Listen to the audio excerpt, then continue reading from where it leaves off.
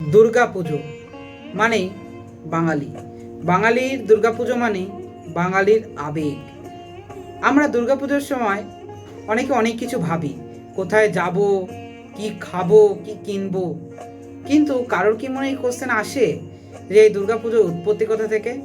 বলা হয় 1606 সালে আনুমানিক রাজা কংসনারায়ণের হাত ধরে বাংলায় প্রথম দুর্গাপূজার সূত্রপাত হয়।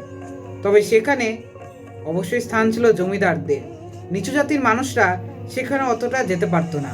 পরবর্তীকালে পলাশির যুদ্ধে লর্ড ক্লাইভ বিজয় উৎসব পালন করার জন্যেও শোভাবাজার রাজবাড়ির দুর্গাপুজোতে গিয়েছিলেন এবং পরবর্তী সময়ে নবজাগরণ আসে এবং বাঙালি জাতপাত ধীরে ধীরে ভুলতে শুরু করে এবং দুর্গাপূজা হয়ে ওঠে সার্বজনীন।